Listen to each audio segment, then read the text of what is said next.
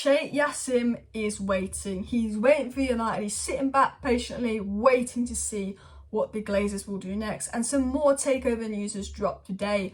What is that on? And I know what you mean. I'm fed up with takeover news, Alice. I cannot be bothered. I think Tuesday we'll find out who that preferred bidder is. But I do want to get into the takeover story. Also want to talk about Alexis Mac Allister to Liverpool, what that might mean for United, why I don't think it's a bad thing. 80 million for Alexis Mac Allister reportedly. Lavia to Manchester United, the Southampton player. Southampton pretty much relegated by now. But also just general other news and story. Varane and Alejandro Garnacho expected back potentially for the Wolves game. So lots of positives in. So let's get in with the takeover news, then we'll get into the transfer news, and then we'll get into the injury news. So please do smash that like button. Of course, subscribe down below to Alice Talks Football if you're new. Slap the like button for Glazers out, and let's talk about Qatar. Let's talk about Sheikh Jassim, and let's talk about general takeover news. And I'm going to say this before I get into anything.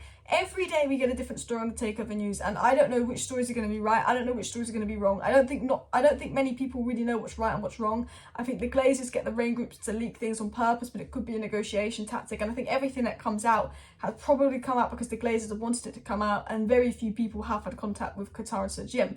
Now, what we do know is anything that comes out about full sale and all of that is definitely rain group leaked. But what we do know is Qatar, whenever stuff has come out from a Qatari source, it has been that Qatar are very confident in becoming the next owner of United, and despite this surge in Ratcliffe news, Qatar still remain confident and that they are waiting.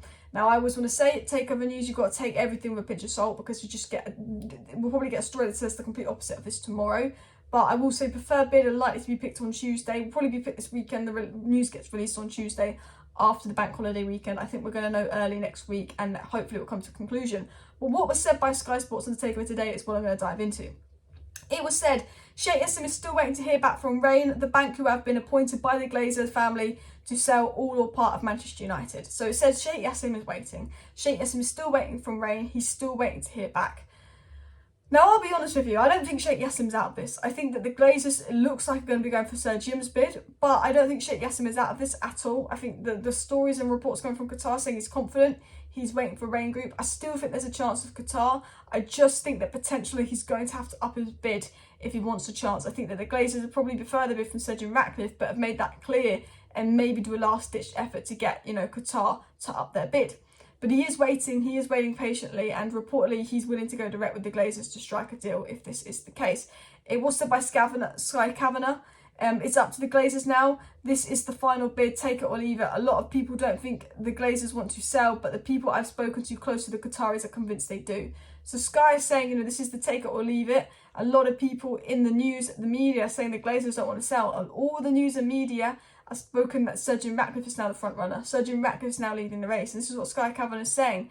But he's saying, although a lot of the people in the media are saying this about Sir Jim and this about Sir Jim, from speaking to the Qataris, they confidently believe that the Glazers do want the full sale. They don't want us to keep any control of the club.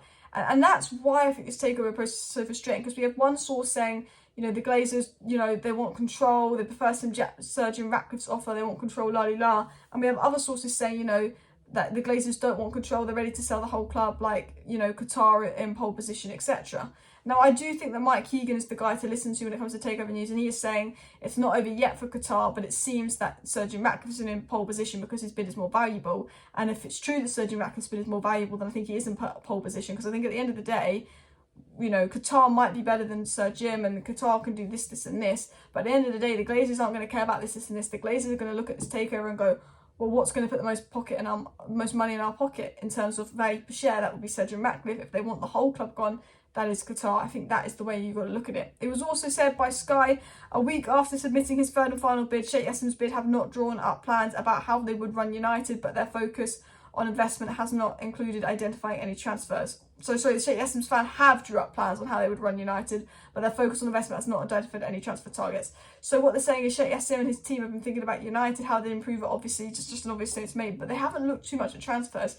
And I think, we had that big story that came out yesterday saying that Mbappe, Camavinga and Coman were in the Qataris' plans to bring to United.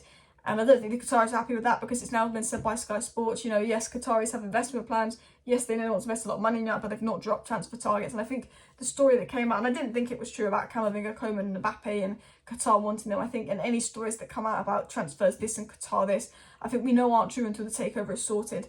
I think, you know, I think that's very much the case. I think it just means that, you know, those transfer stories were not true.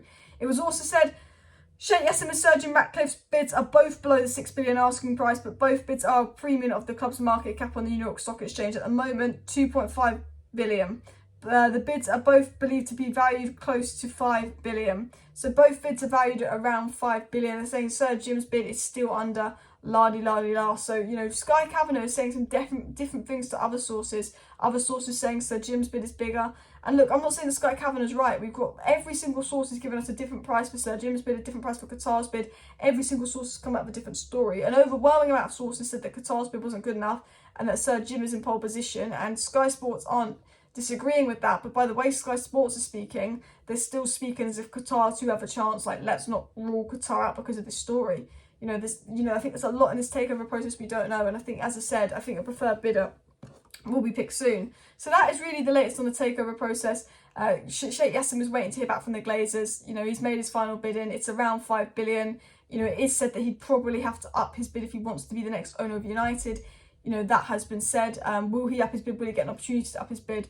I'm not quite sure, but what we do know is Sheikh Jassim's bid, you know, is still in the running, and, you know, I don't think it's over for him yet, but I think Sir Jim Ratcliffe is the favourite.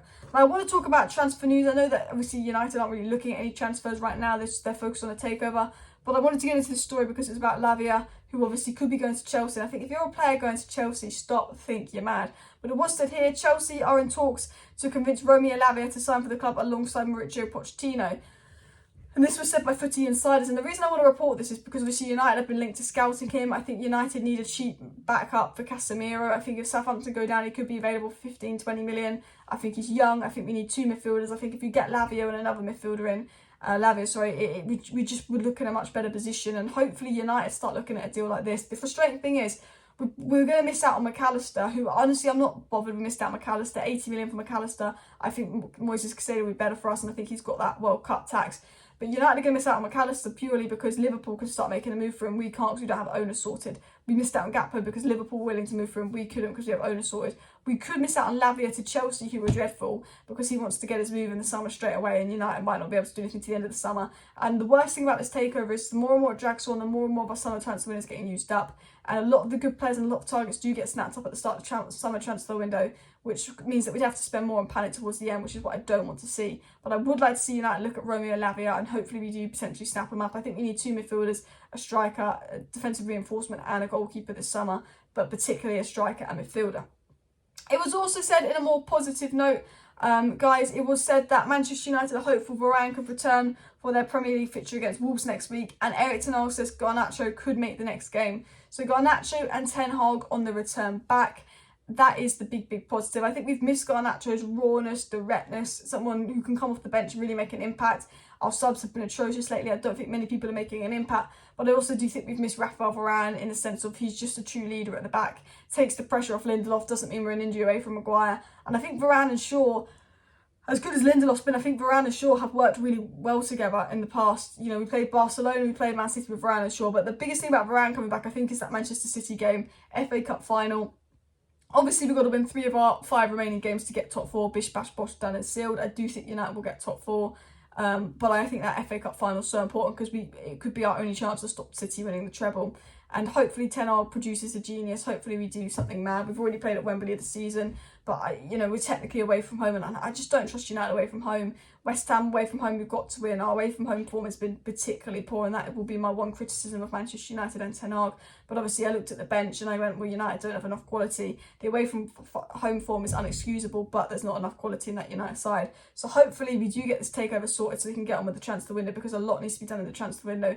And look, guys, the news on the takeover, just kind of rounding up, is that Sheikh Jassim is there. Sheikh Jassim is ready. And I think it was a bit of a positive story from Guy Kavanagh, because he's saying he's hearing different things from those in Qatar to compare to what's being said here. A lot of what's being said here is Sir Jim's the favourite, but Sky Kavanagh is very much hinting, no, I'm hearing a lot more from Qatar. I'm hearing a lot more on the Qatar side of things, and Qatar is still confident, which definitely gives us some hope, because As I've said, I've always preferred Qatar's bid to Sir Jim Ratcliffe because they're not borrowing money, they're not putting the club in debt, and they're not keeping the Glazers here.